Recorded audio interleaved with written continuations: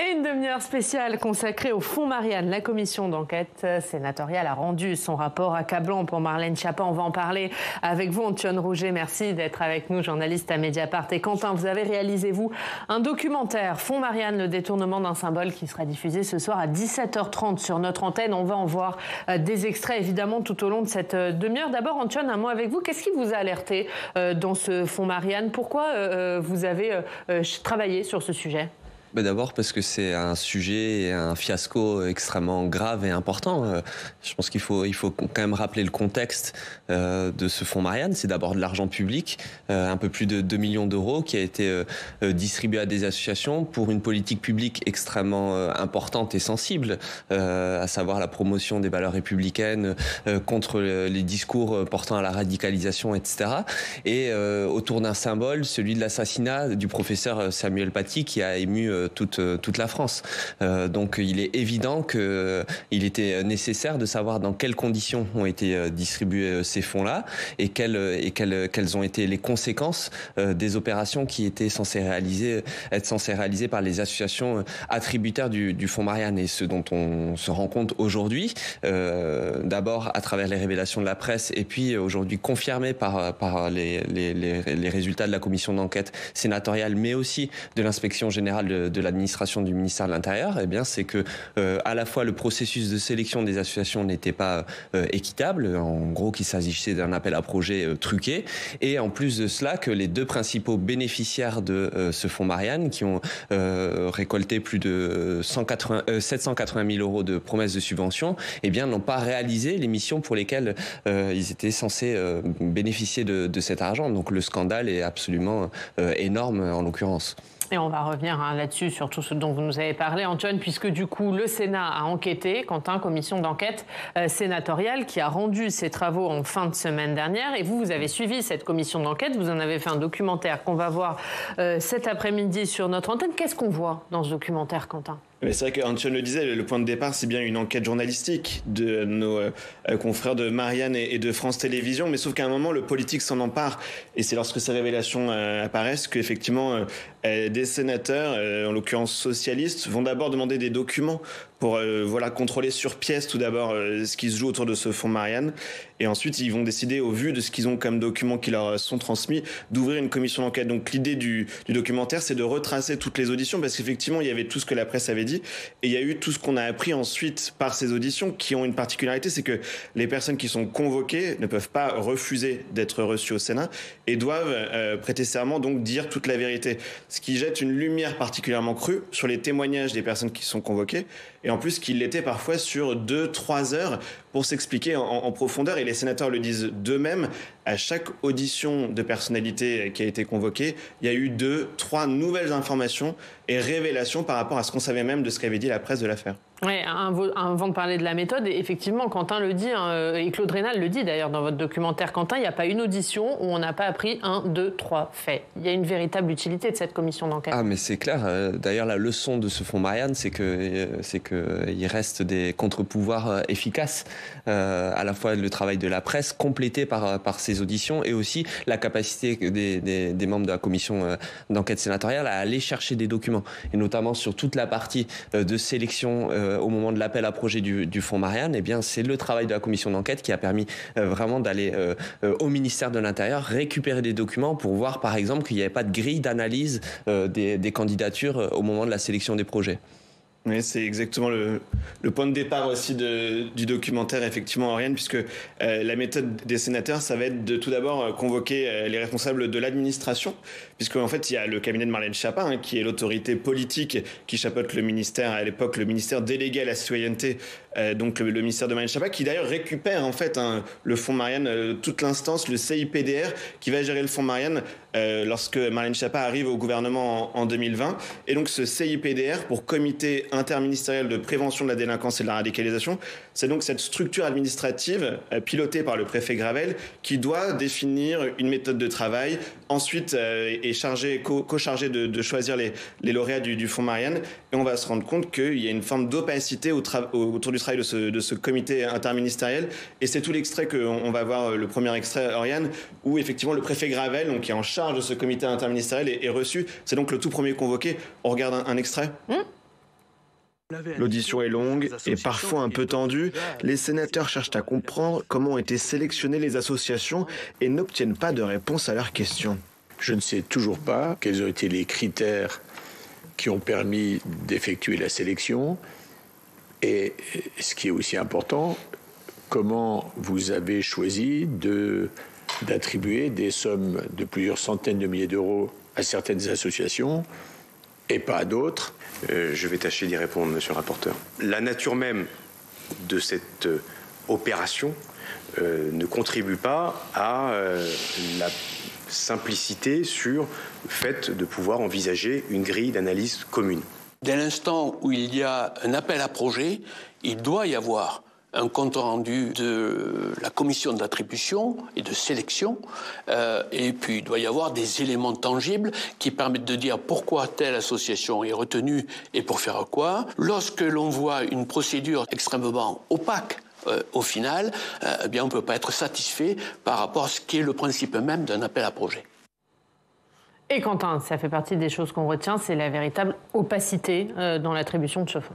Oui, c'est le mot que vont retenir les sénateurs dans leur rapport et qui est concordant à ce que dit au même moment l'inspection générale de l'administration, qui est donc la troisième enquête avec celle de la justice et celle des sénateurs qui a aussi eu tout son cours pendant l'affaire, et à l'IGA, donc qui rendra un rapport parcellaire au début du mois de juin, puis là la semaine dernière en même temps que le rapport des sénateurs, et qui relève aussi ce manque de transparence. Donc là les sénateurs avaient en fait déjà le rapport de l'IGA pour soulever ce caractère. Ils n'ont pu que en faire la démonstration avec l'audition de Gravel, du préfet Gravel au Sénat. Antoine, il y a une véritable opacité dans l'attribution de ce fonds. Oui, non seulement c'est opaque, mais c'est inéquitable. Et c'est ça peut-être le plus grave. Je pense que les sénateurs et l'IGA se seraient peut-être contentés d'une forme d'opacité si ça avait été quand même assez argumenté derrière et de ça. En l'occurrence, ce dont on a aujourd'hui la certitude, c'est que des associations proches idéologiquement ou même par lien d'amitié de certains responsables du fonds Marianne ont été prévenus en amont pour candidater à ce fonds et donc pour bénéficier d'argent public, quand d'autres associations qui pour certaines d'entre elles, travaillaient de longue date avec l'appareil étatique, avec le ministère de l'Intérieur, etc., n'étaient pas au courant de l'existence de ce fonds et l'ont été en toute fin de course et donc n'ont pas pu présenter leur projet. Donc il y a une vraie distorsion de concurrence de ce point de vue-là qui pose évidemment des questions légales, mais aussi ne serait-ce que éthiques et politiques dans le cadre d'une politique publique, encore je le rappelle, extrêmement symbolique et sérieuse. Et la difficulté derrière, c'est que les deux associations qui ont bénéficié donc d'une forme qui ont été favorisées dans cet appel à projet par cette opacité, parce qu'elles ont été prévenues en amont, sont précisément celles pour lesquelles ensuite il y a eu des dérapages et des insuffisances au moment de la conduite des opérations. On peut les citer, ces deux associations, c'est l'USEPPM qui est la principale bénéficiaire du fonds Marianne et qui est co-dirigée par le polémiste Mohamed Sifawi, et la seconde c'est Reconstruire le commun, qui est l'association qui va distiller des messages politiques, y compris pendant les campagnes présidentielles et législatives. Effectivement, ce sont deux associations, dont l'une, l'USEPPM, qu'on a été chercher, qui a pu candidater, alors même que le fonds Marianne n'avait toujours pas été annoncé à l'époque. Et on va entendre Mohamed Sifawi dans quelques instants. Christian Gravel, qu'on a entendu, il n'exprime pas de regret pendant son audition, un seul regret sur le calendrier. Il dit que lui, il voulait 3 mois, que le cabinet de la ministre a parlé de 5 semaines. Oui, tout à fait. C'est le seul regret qu'il va formuler pendant son audition. Il va même dire que le bilan global du fonds Marianne est positif et qu'on l'a pas assez relevé. Alors, il va essayer de jouer sur le nombre de publications, le nombre de contenus. Alors ça, on le voit dans le documentaire. En fait, il dit qu'un tweet de l'USEPPM, ça faisait un contenu. Les sénateurs disent 355 000 euros, 500 tweets, ça fait cher le tweet en quelque sorte. Mais oui, voilà, dès le départ, effectivement, il y a un souci autour de ces subventions. Ouais. Évidemment, le temps fort qu'on attendait de cette commission d'enquête sénatoriale, Quentin, c'est l'audition de Marlène Schiappa. Voilà, tout à fait. Alors, elle était censée arriver même à la toute fin des auditions, sauf que Mohamed Sifawi va être excusé pour des raisons de santé, puis parce qu'il est perquisitionné par la justice. Donc c'est finalement, c'est pas la toute dernière audition, mais c'est quasiment l'une des dernières, et c'est celle qui va laisser le plus le sentiment d'inachevé aux sénateurs qui étaient présents dans la salle. les sénateurs qui vont regretter le niveau de réponse de Marlène Schiappa, avec tous les moments où elle dit « je ne sais pas, je ne m'en souviens plus, je n'ai pas la preuve matérielle que », comme s'il fallait qu'elle ait un mail pour être obligée de parler d'un sujet. Et elle va souvent renvoyer vers son administration, donc vers le CIPDR, ou vers son cabinet, vers des membres de son cabinet qui ne l'auraient pas sollicité forcément. Ce qui ça ne va pas empêcher les sénateurs de faire un reproche à Marlène Schiappa, c'est son manque de portage politique. Écoutez, donc c'est le deuxième extrait de ce documentaire. Au cours de cette audition, les sénateurs en profitent pour dénoncer le faible suivi de la ministre du Fonds Marianne. Il y a eu une forte annonce, puissant temps de communication, et après, plus rien. Oui, voilà. Je voulais répondre. Donc, voilà. Bien sûr, merci monsieur le rapporteur. À mon avis, en 1 ou 2 minutes... Je vais répondre très très vite comme une question au gouvernement, simplement vous dire qu'il n'y avait pas plus rien et il y a matérialité dans les échanges de mails entre mon cabinet et moi-même et des notes dans lesquelles nous voulons relancer le fonds Marianne. Il y a une note de projet suite à demande de ma part et à échange et suite justement à discussion avec le cabinet et l'administration sur ce sujet. L'un de mes conseillers prépare un futur appel à projet pour l'année qui suit sur le fonds Marianne. Donc nous entendons poursuivre cette politique publique. D'accord, mais donc vous conviendrez, et vous ne m'avez pas démenti, qu'il n'y a pas de communication particulière après le lancement. Il y a l'annonce du fonds Marianne, il y a la sélection, le projet vit sa vie, il n'y a plus de communication. Voilà, il ne bénéficie plus du même portage et surtout du même écho médiatique. Et la responsabilité d'un ministre ne s'arrête pas au lancement d'une opération. La responsabilité du ministre s'arrête au résultat. Et lorsqu'on a effectivement obtenu des résultats, on peut d'ailleurs revenir devant les Français et devant la presse pour faire état de résultats. C'est très important, c'est ça la responsabilité ministérielle, et d'une certaine façon, elle dénie un peu cette responsabilité. Qu'est-ce qu'a révélé l'audition de Marlène Schiappa, Antoine, pour vous ? Une grande incohérence en réalité, parce que le fonds Marianne, c'est le projet de Marlène Schiappa. Elle va énormément communiquer dessus au moment de son lancement. C'est d'ailleurs pour ça que le calendrier de l'appel à projet va être resserré, contrairement aux demandes de l'administration. On le fait rapidement parce qu'elle a besoin en termes de publicité, d'aller dans les médias et d'annoncer le lancement de ce fonds Marianne. On l'a vu aussi au moment des auditions, c'est qu'elle est vraiment en laisse courte dans la gestion de son administration, etc. Et 2 ans ou 2 ans et demi après, elle vient expliquer devant une commission d'enquête sénatoriale sous serment qu'elle n'était finalement absolument au courant de rien. Donc c'est vraiment, elle se dégage totalement de sa responsabilité politique, et c'est ce qui fait dire au rapport sénatorial que en fait c'est la dérive d'un coup de communication. C'est-à-dire que le seul intérêt de Marlène Schiappa dans le fonds Marianne, c'était finalement son annonce, sa publicité au moment de sa création, et qu'ensuite les conséquences néfastes aujourd'hui et désastreuses en termes de gaspillage d'argent public notamment, eh bien elle ne les assume pas, elle dit qu'elle s'en occupait pas, et c'est vrai que c'est toujours extrêmement déstabilisant et vertigineux de voir une ministre en l'occurrence, qui est toujours au gouvernement aujourd'hui, rejeter la faute pendant de longues heures devant une commission d'enquête sur son administration, voire sur des membres de son cabinet, et n'assumer absolument rien, en croisant les doigts sur le fait qu'il n'existe pas de trace écrite de ce qu'elle peut alléguer devant les sénateurs. Ouais, il y avait une stratégie, Marlène Schiappa. Claude Raynal, dans le documentaire, il vous dit elle était dans une vision, dans une volonté d'en dire le moins possible. Voilà, elle dit. C'est ce que dit, c'est la thèse, hein, c'est l'hypothèse que soulève le sénateur effectivement dans le documentaire, c'est qu'elle aurait été conseillée, alors soit par un conseiller politique ou par son avocat. Personnel, hein, d'en dire le moins possible, c'est une hypothèse, hein, mais afin que si jamais les poursuites judiciaires venaient à s'étendre, elles puissent pas être inquiétées pour ce qu'elle a dit sous serment.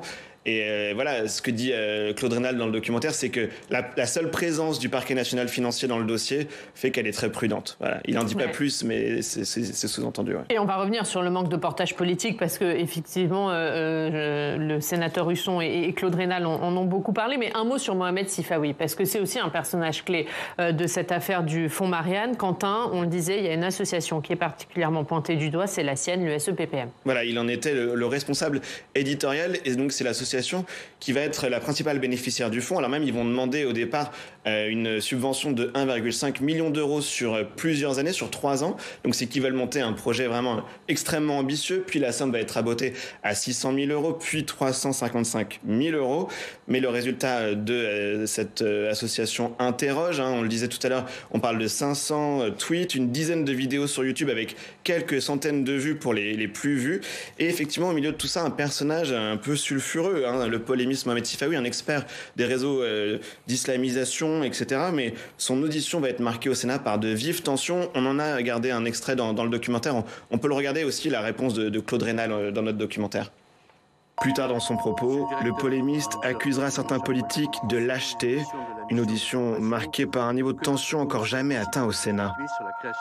Vous êtes parfaitement, je dirais, sur la même posture ou explication que la ministre. C'est-à-dire que vous êtes concerné par le projet, mais vous, finalement, vous tenez à distance pour... qu'il n'y ait, je dirais, pas de... Non, monsieur le rapporteur, je ne peux pas vous laisser dire ça. Non. Donc, ça, vous voyez, ça, c'est une accusation à chaque. Non. Donc vous donnez... Non, je vous permets pas. Je ne vous permets pas. Non, mais je vous demande juste... Je ne vous permets pas, je vous demande juste attention. De préciser... Non, je ne précise rien du tout. Vous allez retirer tout de suite ce que vous voulez dire. Il n'y a aucune posture chez moi. Vous entendez, il n'y a aucune posture. Je ne suis pas un homme politique, il n'y a aucune posture. Votre déclaration... Non, vous retirez tout de suite. Je n'ai rien de comparable avec Mme Schiappa, c'est clair. Celui qui perd ses nerfs est toujours en difficulté au final. Bon, et peut-être y a-t-il là une façon de vouloir se sortir de questions qui l'embarrassent, tout simplement. Voilà, ça en dit long aussi quand même sur la qualité du partenaire pour l'État. Voilà. Et je pense que, malheureusement pour lui, M. Sifawi n'a pas donné une bonne image lors de cette audition. Antoine, c'était assez déconcertant quand même cette audition de Mohamed Sifawi. Ouais, on l'a vu tout à l'heure avec Marlène Schiappa, c'était vraiment l'irresponsabilité. Là, c'est l'inconséquence. Enfin, en réalité, on voit qu'on a effectivement face au sénateur quelqu'un qui était présenté, y compris dans l'audition de Christian Gravel, comme une caution scientifique du fonds Marianne, justifiant certes peu de production, mais une production extrêmement qualitative, etc. En fait, on se rend compte qu'on a quelqu'un qui n'arrive même pas à se contrôler, en réalité, qui est insultant, qui est parfois à côté de la plaque, qui comprend même pas certaines questions qui lui sont posées. Et c'est vrai que au-delà du fonds Marianne, ça interroge effectivement sur la fiabilité des acteurs qui interagissent avec quand même le plus haut sommet de l'État sur des politiques publiques extrêmement grave et importante, parce que Mohamed Sifawi, il était consultant pour le CIPDR, donc le comité interministériel de prévention de la délinquance et de la radicalisation. Il travaillait avec le ministère de l'Intérieur.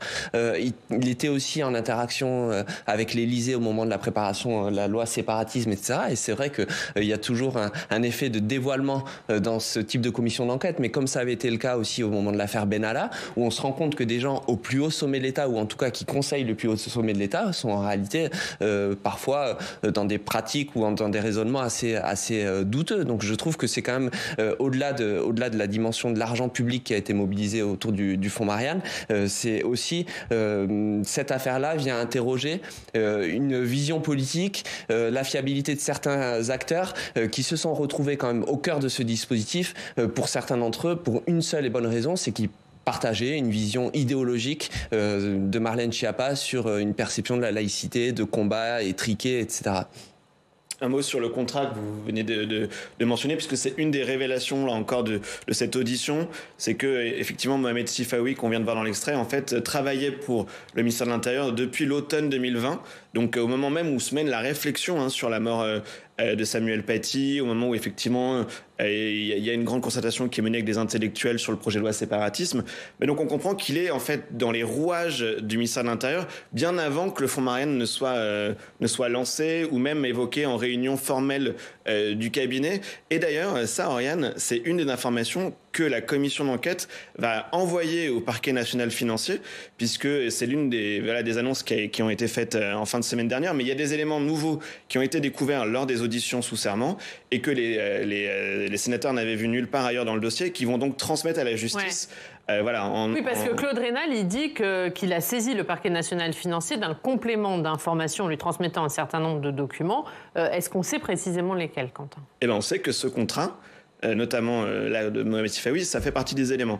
Je crois qu'il y en a 3 ou 4, c'est l'un des... Mais il est resté assez flou. Voilà, il est resté assez flou. Contrat qui a quand même été passé avec une société amie de Mohamed Sifawi, dont l'objet social initial était quand même la vente de chaussures.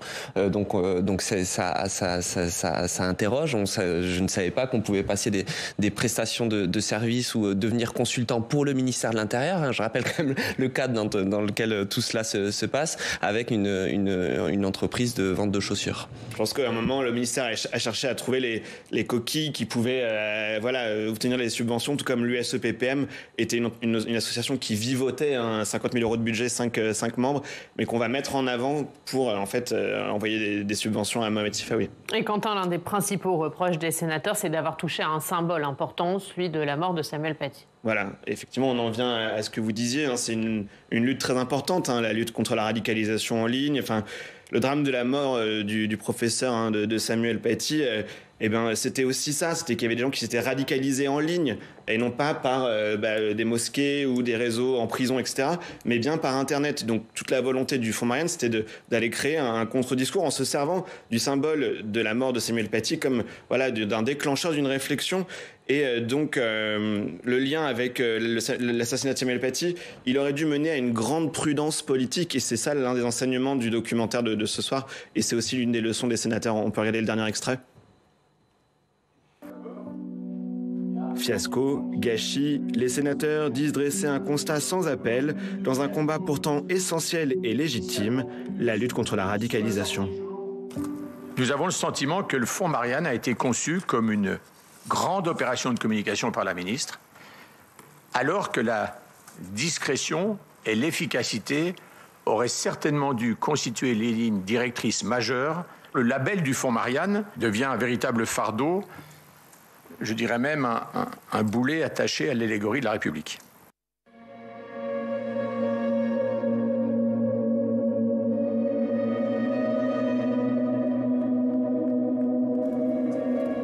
Le plus grave dans l'affaire, selon les sénateurs, c'est la promesse rompue, formulée après la mort de Samuel Paty.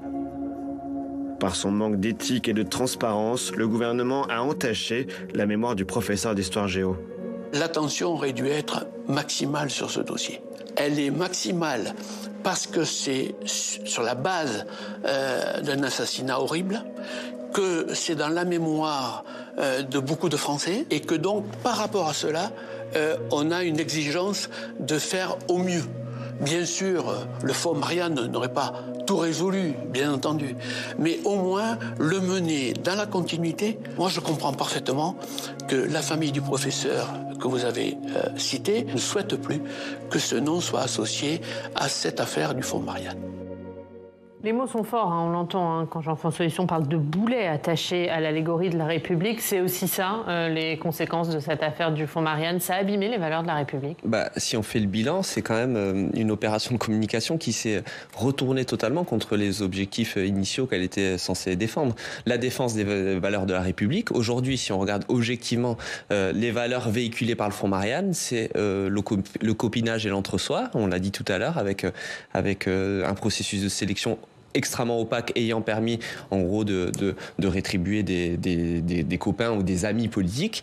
C'est une forme de sectarisme idéologique, parce que je rappelle que des associations qui travaillaient de longue date avec le ministère de l'Intérieur, notamment SOS Racisme, a été exclue sur la base de désaccords idéologiques et personnels avec Marlène Schiappa, donc des bénéficiaires du Fonds Marianne, et c'est le gaspillage d'argent public. Donc si aujourd'hui le triptyque des valeurs de la République ce sont cela, voilà, c'est ça les conséquences du Fonds Marianne, c'est qu'aujourd'hui aujourd'hui, 2 associations et un processus de sélection biaisé, en fait, ont aussi entaché, y compris la réputation de 15 autres associations qui ont elles, réellement travaillé, qui ont été aussi bénéficiaires de ce fonds, parce qu'au global, il y a 17 associations qui ont bénéficié et qui se retrouvent aussi embarquées et entachées dans cette opération qui était finalement ni fait ni à faire. Oui, alors que ce sont 2 associations qui posent problème sur les 17, donc effectivement, les 15 autres sans doute travaillaient normalement, mais juste un mot, parce qu'on l'entend, mais en fait, Claude Raynal, il ne le dit pas, le nom de Samuel Paty, parce qu'il a tenu à faire ce que lui avait demandé la sœur de Samuel Paty, de jamais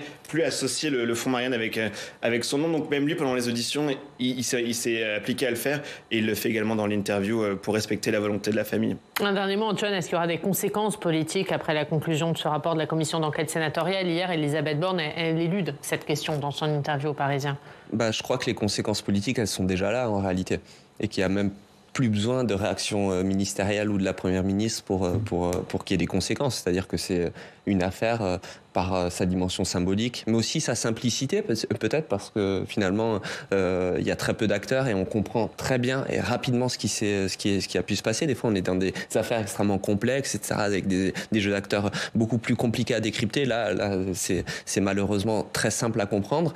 Et donc, l'impact dans l'opinion, il est déjà là. Et on comprend évidemment, et on l'a vu ces dernières semaines, qu'aucun parlementaire ou encore moins membre du gouvernement n'a envie de se mouiller et de se brûler les ailes avec Marlène Schiappa dans cette affaire. Après, quelles vont être les conséquences en termes de carrière et de peut-être remaniement? Est-ce que Emmanuel Macron va chercher rapidement à exfiltrer Marlène Schiappa? Ça, je n'en ai aucun élément, mais en tout cas, les conséquences politiques, elles sont déjà là.